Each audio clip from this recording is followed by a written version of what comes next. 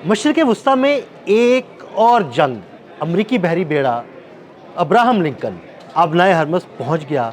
Iran पर हमले की तैयारी मुकम्मल है।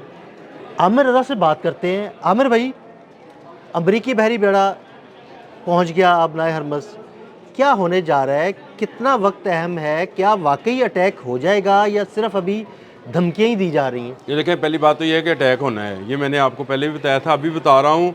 और आबनाए हरमज़, सबसे पहले इसको समझ लें कि आबनाए हरमज़ है क्या।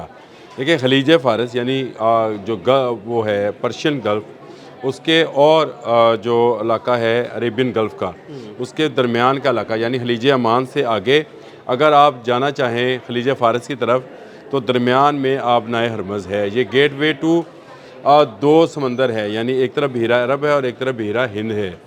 ये जो पहुंचा है जिसको हम अब्राहम लिंकन कहते हैं, त्यारा बरदार जहाज़ है।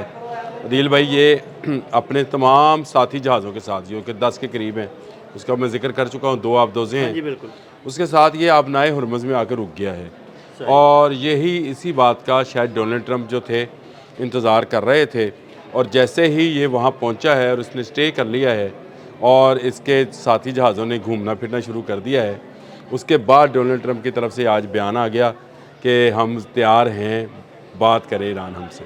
यानी अपना तैयारा बरदार बहरी जहाज़ पहुंचा दिया, करीब के जो फ़िज़ाई अड्डे हैं वहाँ पर अपने जंगी लड़ाका तैयारे भिजवा दिए और अब बात कर रहा है कि हमारे साथ मुज़ाकरात करें।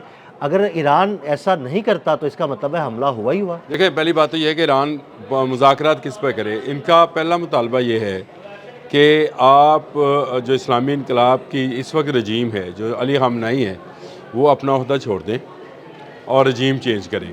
यानी तरीक़ाकार जो इनका इंतखाब का है उसको तब्दील किया जाए। ये अगर आपने पुरानी जंगों की फ़िल्में देखी हो तो किले के बाहर जब फ़ौज इकट्ठी हो जाती है तो फिर कुछ मुतालबात रखती है कि ये मेरा मुतालबा है, या मेरा आप जजिया कबूल करें, खराज कबूल करें, या इस तरह की चीज़ें जो हैं, और हुकूमत छोड़ दें, किला मेरे हवाले कर दें। ये बिल्कुल वैसा ही है। दुनिया का 20% तेल आबनाए हरमज़ से गुज़रता है।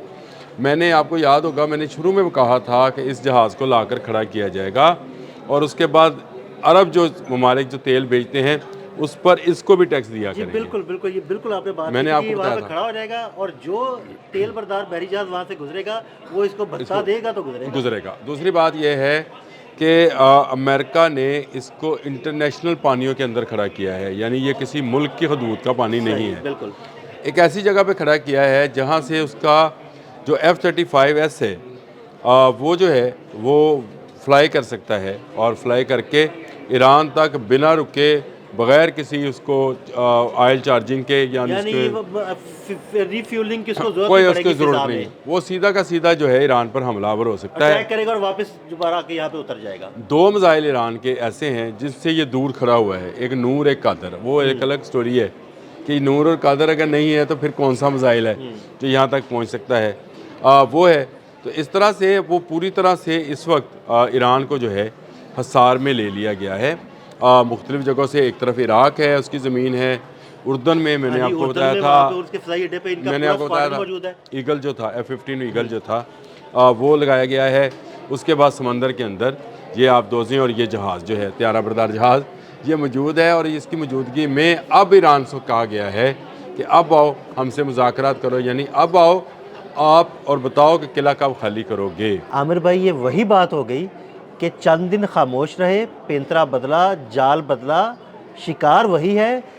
इब्राहम लिंकन को मूव किया गया, वो जैसे ही पहुंचा कहा हाँ हूँ भाई हूँ दस। हाँ, यही तरीक़ाकार रहा है ताकतों का। मैं किसी एक को ब्लेम ही नहीं करता, मैं कहता हूँ ताकतों का यही तरीक़ाकार है। इसलिए मैं कहता हूँ ख़ुद को ताकतवर करें। ये नहीं हो सकता कि अगर आप कमज़ोर हैं तो आप इस जहान में ज़िंदा रह जाएँ।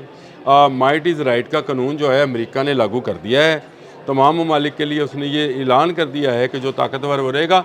वेनेज़ुएला वाला वाक़या तो इस बात का मैं समझता हूँ कि आगाज़ था, और उसके बाद से दुनिया अब माइट इज़ राइट के पीछे होगी। अगर आपकी फ़ौज ताकतवर है तो आप दुनिया में रह सकते हैं, अगर आपकी फ़ौज ताकतवर नहीं है तो फिर आपको किसी दूसरे मुल्क के ज़ेर निगी रहना होगा। जिस तरह से वेनेज़ुएला अब रहेगा, क्योंकि वहाँ पे तमाम कंपनी से कह दिया गया कि थैंक यू वेरी मच, अब अमेरिकन कंपनीज आएंगी, वो तेल निकालेंगी। इसी तरह से अब आप ये समझें कि हमारे जो खलीजी ममालिक हैं उनके लिए भी सबसे बड़ा यही मसला होगा کہ ان کا تیل آبنۂ حرمت سے جب گزرے گا تو وہ ٹیکس دے کے گزرے گا، کیونکہ ایران کے اوپر حملہ ہونا یا نہیں ہونا، ایران تو اس وقت پورے گھیرے میں ہے۔ ایران اس گھیرے سے کیسے نکل سکتا ہے، اس کا بھی جواب تو موجود ہے، لیکن وہ میں بتاؤں گا آپ کو ویلاگ کسی میں کہ اس کا جواب کیا ہے اور کیوں جو ہے ایران جو ہے وہ ابھی تک آنکھ دکھا رہا ہے امریکہ کے سامنے۔ اللہ نہ کرے وہ جھکے گا نہیں اور آخری دم تک لڑے گا۔ اور یہ کوئی طیارہ بردار جہاز ہے یا طیارے ہیں یا جہاز ہیں، دیکھیں دنیا میں کوئی ایسی ٹیکنالوجی نہیں ہے جس کی اینٹی ٹیکنالوجی موجود ہے، یعنی دنیا میں کوئی مرض ایسا نہیں ہے جس کا علاج موجود نہیں ہے، یاد رکھیں یہ بات۔ اور یہ جو مرض اس وقت لاحق ہے امریکہ کو ڈونلڈ ٹرمپ کی صورت میں کہ وہ دنیا پر قبضہ کرنا چاہتا ہے، دنیا کے وسائل پر قبضہ کرنا چاہتا ہے، مزے کی بات ہے وہ گورنمنٹ ہٹانا چاہتا ہے، ملک پہ قبضہ نہیں کرنا چاہتا۔ اس کا مطلب یہ ہے کہ وہ دجال کے اسی نظریے پہ جا رہا ہے کہ دجال تمام وسائل پر قابض ہوگا، وہ کہے گا تو زمین جو ہے گندم دے گی، وہ کہے گا تو زمین سے تیل نکلے گا، وہ کہے گا۔ یہ سارا دجالی سسٹم ہے، اس پر کسی دن اگر اسلامک پوائنٹ آف ویو سے ہم بات کریں گے تو میں پھر بتاؤں گا کہ یہ ہم آج ہی اس پہ بات کریں، دجال کے اوپر بات کریں، دجال کے اوپر بات کر لیتے ہیں اگر آپ کہتے ہیں تو۔ لیکن یہ دجال کا جو سسٹم ہے وہ کیا ہے، دجال اصل میں کیا ہے، کیا ایک شخص ہے، اور کیوں ڈالر کے پیچھے جو ہے ایک آنکھ بنائی گئی ہے اور کیوں پیرامڈ بنایا گیا ہے، یہ ساری چیزیں جو ہیں لوگوں کو پتہ بھی ہونی چاہیے، اس پر کرنا بھی چاہیے۔ لیکن دجالی سسٹم کا یہ معاملہ جو ہے کہ دنیا کے وسائل پر قبضہ کرنا، ایک طرف بحر اوقیانوس پہ بیٹھ گئے وینزویلا کی صورت میں، اس طرح وہ آ کر آبنۂ حرمز میں بیٹھ گئے اور اس طرح سے وہ اس طرح کا تیل بھی کنٹرول کریں گے۔ تو یہ جو کنٹرولنگ آف پاور ہے یہ اصل میں معاملہ ہے، اس میں ایران کو بہانہ بنایا جائے، اس میں یوکرین کو بہانہ بنایا جائے، اس میں ویتنام کو بہانہ بنایا جائے، اس میں تائیوان کو بہانہ بنایا جائے، یہ اب بہانے ہیں۔ لیکن وہ جو بات جہاں سے میں نے شروع کی تھی آپ کے ساتھ عدیل بھائی، یہ معاملہ مائٹ از رائٹ کا آ گیا ہے۔